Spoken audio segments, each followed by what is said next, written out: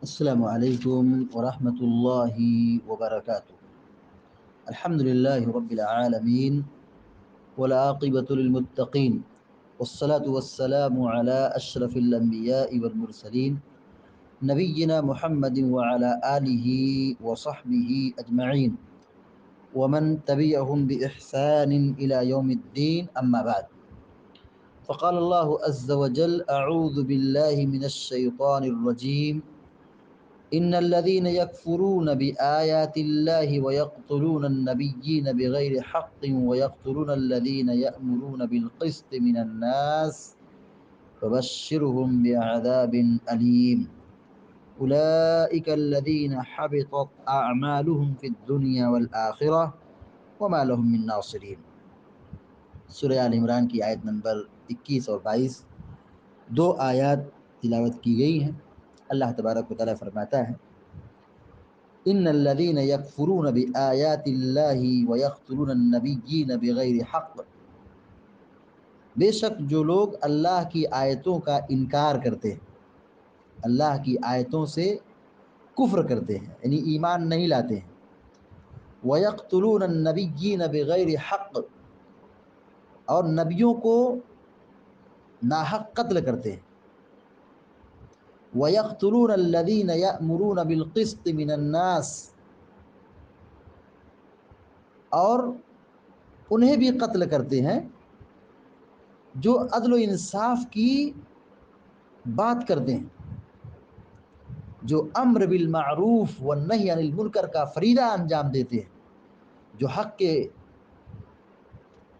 کے ساتھ کھڑے ہوتے ہیں، حق کی تائید میں کھڑے ہوتے ہیں، جو عدل کی بات کرتے ہیں، جو حق بات کرتے ہیں، ان کو بھی قتل کر دیتے ہیں۔ فبشرہم بعذاب علیم، تو اے نبی آپ بشارت دے دیجئے ان کو دردناک عذاب کی۔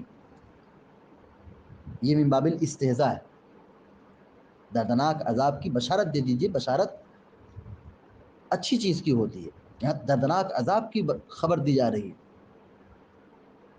اولئک الذین حبطت اعمالهم فی الدنیا والآخرہ، کہا یہ وہ لوگ ہیں جن کے اعمال دنیا و آخرت میں برباد ہو گئے، جن کا دنیا و اعمال دنیا کے اندر جو عمل کرتے تھے تو سب برباد ہو گیا، یعنی اس پر کوئی اجر اور ثواب نہیں ملے گا۔ وما لهم من ناصرین، وما لهم من ناصرین، اور ان کا کوئی مددگار نہیں۔ یہاں پر جو آیات بھی تلاوت کی گئی ہیں اور اس کا ترجمہ بھی آپ کے سامنے بتایا گیا ہے، پڑھایا گیا ہے، یہاں پر یہود و نصارہ کی شرارت کا تذکرہ ہے۔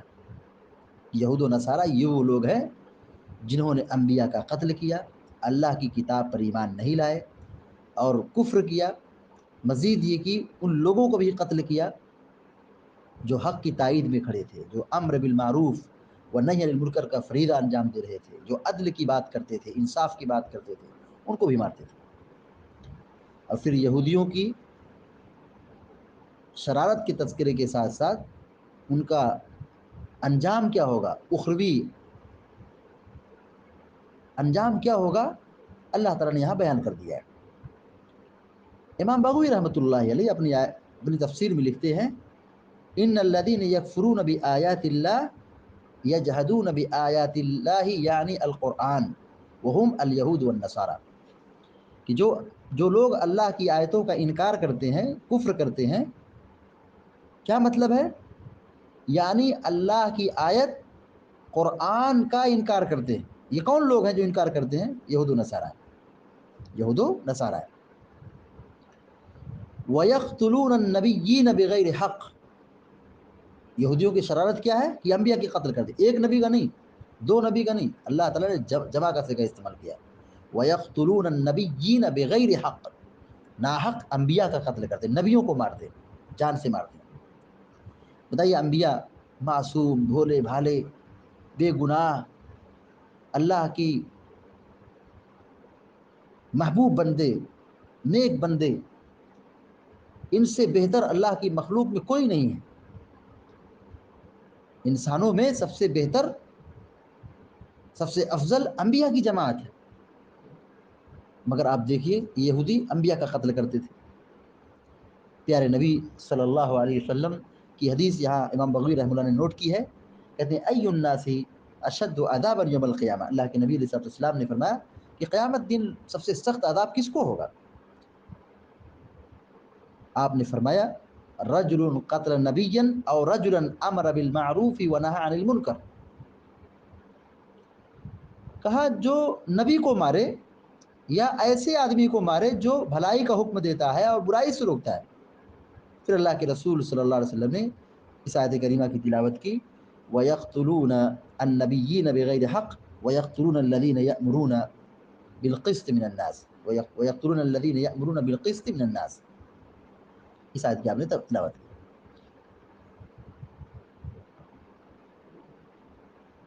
ان یہودیوں نے، عیسائیوں نے کتنے نبیوں کا قتل کیا ہے؟ آپ اندازہ لگائیے، کتب تاریخ کو پڑھیے۔ زکریا علیہ السلام کو انہی لوگوں نے مارا تھا، زکریا کے بیٹے یحییٰ علیہ السلام انہی یہودیوں نے مارا تھا، اہل کتاب نے مارا تھا۔ عیسیٰ علیہ السلام کے پیچھے پڑے ہوئے تھے یہودی، بالآخر قتل کے در پہ تھے، قتل کے لیے آگے بڑھے، مگر اللہ نے ان کو بچا لیا، لیکن مارنے کے پیچھے پڑے ہوئے تھے۔ پیارے نبی صلی اللہ علیہ وسلم کی سیرت کو دیکھیے، ان یہودیوں نے پیارے نبی علیہ السلام کی قتل کی کئی مرتبہ سازش رچی، کئی مرتبہ کوشش کی، کہیں پتھر گرا کر مارنے کی پلاننگ کی، کہیں آپ پر جادو کیا، کہیں زہر آلود بکری آپ کو گفٹ کیا کہ آپ کھائیں اور آپ مر جائیں۔ تو یہ انبیاء کا قتل کرتے تھے، تو کتنا بڑا گناہ ہے، کتنا سنگین جرم ہے کہ آدمی نبیوں کا قتل کرے، ایک دو نبی نہیں، انبیاء کا قتل کرے، اللہ کے نیک بندوں کا قتل کرے، کتنا سنگین گناہ ہے۔ حافظ ابن کثیر رحمۃ اللہ علیہ اپنی تفسیر میں لکھتے ہیں کہ اللہ رب العالمین نے یہاں پر اہل کتاب کی مذمت بیان کی کہ ان لوگوں نے اتنے بڑے گناہ کیے کہ اللہ کی آیتوں کا انکار کیا، تکذیب کی، رسول کا انکار کیا، جو رسول پہنچائے حق اس کا انکار کیا، تکبر میں، غرور میں، اور حق سے بالکل پیچھے رہے، حق بات کو تسلیم نہیں کیا۔ پھر مزید جرأت دیکھیے کہ ان لوگوں نے انبیاء کو بغیر کسی جرم کے، بغیر کسی وجہ کے قتل کر دیا۔ ان کا کیا معاملہ تھا نبیوں کا؟ کہ وہ حق کی طرف بلاتے تھے، سچائی کی دعوت دیتے تھے، توحید کی دعوت دیتے تھے، ایک اللہ کی بندگی کی دعوت دیتے تھے۔ کہ کتنا بڑا تکبر ان لوگوں کے پاس تھا، یہودیوں کے پاس، اہل کتاب کے پاس، کہ وہ ان لوگوں کو بھی مارتے تھے جو حق اور انصاف کی بات کرنے والے تھے، بھلائی کا حکم دینے والے تھے۔ گویا کہ ان اہل کتاب کے اندر، یہود و نصارہ کے اندر غایت درجہ غرور اور گھمنڈ بالکل بھرا ہوا تھا۔ اور یہی گھمنڈ کیا ہے؟ غرور اور گھمنڈ کیا ہے؟ حق کا انکار اور لوگوں کو حقیر جاننا ہے۔ اللہ کے نبی صلی اللہ علیہ وسلم سے سوال کیا گیا ای الناس اشد عذابا یوم القیامہ، کہ لوگوں میں سب سے سخت عذاب کن کو ہوگا؟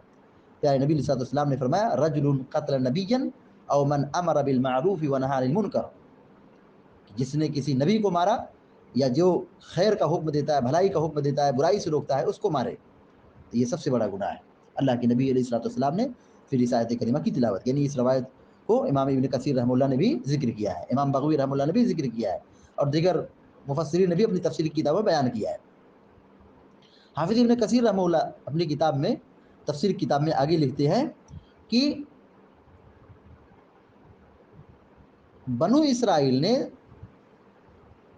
43 نبیوں کو مارا تھا، بنو اسرائیل نے 43 نبیوں کو مارا تھا، صبح کے وقت ایک ہی گھڑی میں، ایک ہی گھنٹے میں 43 نبیوں کا قتل کیا تھا۔ تو ان کے دفاع میں، انبیاء کو بچانے میں 170 آدمی بنی اسرائیل کے کھڑے ہوئے تھے۔ یہ وہ لوگ تھے جو حق اور انصاف کی صدا کو بلند کرنے والے تھے، بھلائی کا حکم دینے والے تھے، برائی سے روکنے والے تھے۔ تو ان کو بھی مار دیا گیا. کس نے مارا؟ انہی اہل کتاب نے، یہود و نصارہ نے مارا. شام ہوتے ہوتے 170 جو افراد کھڑے تھے انبیاء کے دفاع میں، ان کو بھی مار دیا. تو اللہ تعالیٰ تب جا کے کہتا ہے ان کے اندر کتنے جرائم ہیں، کتنے جرائم ان کے پاس. غور کیجئے، اللہ کی آیتوں کا انکار، انبیاء کا قتل، اور جو بھلائی کا حکم دینے والے ہیں، انصاف کی بات کرنے والے، حق کی تائید میں کھڑے ہونے والے، ان کا قتل. یہ 3 بڑے خطرناک گناہ ہیں. اللہ کی آیتوں کا انکار، کفر کرنا، انبیاء کا قتل کرنا، اور نیک لوگوں کو قتل کرنا، اللہ کی ولیوں کو قتل کرنا، جو بھلائی اور حق کی، جو انصاف کی بات کرنے والے ان کو قتل کرنا. یہ 3 خطرناک گناہ ہیں. ان تینوں جرائم کے بعد اللہ تعالیٰ انجام بتا رہا ہے. کہا فبشرہم بعذاب الیم، دردناک عذاب کی بشارت دے دو، دردناک عذاب کی بشارت دے دو. کیوں دردناک عذاب کی بشارت دے دو؟ کیونکہ ان کا جرم ایسا ہی ہے، ان کا گناہ ایسا ہی ہے. انہوں نے دنیا کے اندر بڑے خطرناک گناہ کیے. یہی ان کی شرارت دیکھیے یہودیوں کی. یہ کہتے تھے کہ ہم اللہ کے بیٹے ہیں اور اللہ کے چہتے ہیں، اللہ ہمیں کیوں عذاب دے گا؟ اللہ تعالیٰ کہہ رہا ہے فبشرہم بعذاب الیم، استہزاء کے طور پر، ان کو تنبیہ کے طور پر، پھٹکار کے طور پر دردناک عذاب کی خوشخبری دے دو. امام قرطبی رحمۃ اللہ علیہ اس آیت کی تفسیر میں لکھتے ہیں کہ یہ آیت اس بات کی دلیل ہے کہ امر بالمعروف اور نہی عن المنکر کا فریضہ پچھلی قوموں میں بھی موجود تھا. پچھلی قوموں میں بھی، ہم سے پہلے کی امتیوں کے اندر بھی یہ فریضہ تھا، یہ واجب تھا کہ وہ بھلائی کا حکم دیں، برائی سے روکیں. ایسا نہیں کہ ہم کو حکم دیا گیا ہے کہ تم بھلائی کا حکم دو، برائی سے روکو. یہ صرف امت محمدیہ کے لیے نہیں کہا گیا ہے. امت محمدیہ سے پہلے کی جو امتیں تھیں ان کو بھی یہی مکلف بنایا گیا تھا کہ وہ بھلائی کا حکم دیں، برائی سے روکیں. حافظ امام قرطبی رحمۃ اللہ علیہ نے اپنی تفسیر نہیں لکھا ہے کہ یہاں پر ان لوگوں کو بھی یہودی مارتے تھے جو بھلائی کا حکم دیتے تھے، ان کو بھی قتل کرتے تھے. اس نقطے میں، اس آیت کی تفسیر میں امام قرطبی رحمۃ اللہ کہتے ہیں کہ امر بالمعروف کا فریضہ، یعنی بھلائی کا حکم دینا، برائی سے روکنا، یہ فریضہ ہم سے پہلے کی امتوں بھی موجود تھا. اور یہی تو رسالت کا اور نبوت کا فائدہ ہے کہ انبیاء کے جانے کے بعد ان کی جو دعوت ہے وہ زندہ رہتی ہے، ان کا مشن باقی رہتا ہے، ان کا مشن قائم رہتا ہے. امام قرطبی رحمہ اللہ کہتے ہیں کہ جس شہر کے اندر 4 قسم کے لوگ پائے جاتے ہیں تو وہ بلا سے محفوظ ہوتے ہیں. نمبر 1، انصاف پسند بادشاہ، یعنی جو ظلم نہیں کرتا ہے، انصاف پر قائم ہے. حکومت، حاکم انصاف پر قائم ہے، انصاف کرنے والا ہے. اور نمبر 2، ایسا عالم جو سیدھے راستے پر ہے، ہدایت پر ہے، توحید پر ہے، سنت پر ہے، یعنی بدعات نہیں ہے، شرکیات نہیں ہے، ہوا پرستی نہیں ہے، اسے توفیق ملی ہوئی ہے. اور تیسرا، نمبر تین، ایسے مشائخ، ایسے علماء جو بھلائی کا حکم دیتے ہیں، برائی سے روکتے ہیں، اور لوگوں کو قرآن کا علم سیکھنے اور دین کا علم حاصل کرنے کی ترغیب دیتے ہیں. اور نمبر 4 اور آخری ہے کہ جہاں کی خواتین پردے میں رہیں اور وہ بناؤ سنگھار کو ظاہر نہیں کرتی ہیں، زیب و زینت کو ظاہر نہیں کرتی ہیں. ایسے 4 قسم کے لوگ جس شہر میں آباد ہوں وہ شہر امن کا شہر کہلاتا ہے، فتنے سے محفوظ ہوتا ہے، بلا اور آفت اور عذاب سے محفوظ رہتا ہے. امام قرطبی رحمہ اللہ نے اپنی تفسیر کتاب میں لکھا ہے. اللہ رب العالمین آگے فرماتا ہے اولئک الذین حبطت اعمالهم فی الدنیا والآخرہ. کہا یہ وہ لوگ ہیں جن کی اعمال دنیا اور آخرت میں برباد ہے، نہ دنیا میں کوئی فائدہ ہے نہ آخرت میں کوئی فائدہ ہے، برباد ہو گئے. وما لهم فی الآخرۃ من ناصرین، اور آخرت میں ان کا کوئی مددگار نہیں، کوئی پرسان حال نہیں ہے. جیسے تاریکی میں رہیں گے، جہنم میں رہیں گے، ہلاک ہو جائیں گے، برباد ہو جائیں گے، جہنم میں ڈھکیل دیے جائیں گے. امام قرطبی رحمۃ اللہ علیہ یہاں پر اس ایک لفظ کی تشریح کرتے ہوئے کہتے ہیں حبطت. الحبط کیا مطلب ہے؟ الحبط اس فساد کو کہتے ہیں کہ جانور اتنا زیادہ کھا لے، اتنا زیادہ کھا لے، چارہ گھاس اتنا زیادہ کھا لے کہ اس کا پیٹ پھول جائے. اور جانور کا جب پیٹ پھولتا ہے تو جانور کیا ہوتا ہے؟ یا تو مر جاتا ہے یا تو بڑے خطرے اور نقصان میں داخل ہو جاتا ہے. یہی معاملہ مشرکوں اور کافروں کے اعمال کا ہے، جو اللہ کی آیتوں کا انکار کرتے ہیں، کافر ہو گئے، ان کے عمل برباد ہو گئے. ان کے عمل کیا ہو گئے؟ برباد ہو گئے. یعنی دنیا میں جو وہ اچھا کر رہے ہیں، مثال کے طور پر جیسے کافر ہے، وہ صدقہ دے رہا ہے، خرچ کر رہا ہے، صلہ رحمی کر رہا ہے، سچ بول رہا ہے، اور بہت سارا خیر کا کام کرتا ہے، لیکن ایمان نہیں لایا، مشرک ہے، کافر ہے، تو آخرت میں اس سے کوئی ثواب ملنے والا، کوئی بدلہ ملنے والا نہیں ہے. تو ان کے عمل برباد ہو گئے. عمل کی قبولیت کے لیے توحید ضروری ہے، ایمان ضروری ہے، اور شرک اگر آ گیا یہ بندے کے عمل کو برباد کر دیا. شرک ہو گیا تو سارے عمل کیا ہو گئے؟ برباد ہو گئے، تباہ و برباد ہو گئے. اللہ تعالیٰ کے یہاں مشرک کے اعمال قبول نہیں ہوتے ہیں. تو ان آیات میں یہودیوں کی شرارت اور ان کا انجام ذکر کیا گیا ہے. آپ دیکھیے، یہ ان کا نظریہ رہا ہے، یہ ان کی تاریخ رہی ہے کہ وہ نبیوں کو مارتے تھے، نیک بندوں کو مارتے تھے، اللہ کی ولیوں کو قتل کرتے تھے. آج جو فلسطین اور غزہ میں ہو رہا ہے، ہم دیکھیں، معصوموں کو مار رہے ہیں، بچوں کو مار رہے ہیں، عورتوں کو مار رہے ہیں، گھروں کو گرا رہے ہیں، ویران کر رہے ہیں. ان کی پوری تاریخ سیاہ ہے، ان کی پوری تاریخ بالکل سیاہ ہے. ان لوگوں نے نہ دین اور شریعت کو چھوڑا، نہ اللہ کے رسول کو چھوڑا، نہ اللہ کی کتاب کو چھوڑا. سب کے ساتھ گستاخی اور سب کے ساتھ بدتمیزی کی ہے. اور ان کے کردار اور ان کی روش اور ان کا کریکٹر یہ ہم سب لوگوں کے لیے کھلی کتاب کی طرح واضح ہے. لہذا ہماری اور آپ کی ذمہ داری بنتی ہے کہ ہم ایسے لوگوں سے بچ کر کے رہیں، اور اپنے آپ کو ہدایت پر اگر رکھنا چاہتے ہیں تو کتاب و سنت کی تعلیمات کو مضبوطی سے پکڑ لیں. جب ہمارے اندر ایمان ہوگا، تقویٰ ہوگا، تو اللہ تعالیٰ متقیوں کا مولا ہے، مددگار ہے، کارساز ہے. اللہ کی مدد نازل ہوگی. اللہ تعالیٰ سے دعا ہے کہ اللہ تعالیٰ ہم سب کو، آپ سب کو نیک عمل کی توفیق عطا فرمائے. آمین یا رب العالمین. وصلی اللہ علی نبینا محمد وعلی آلہ وصحبہ اجمعین. السلام علیکم ورحمۃ اللہ.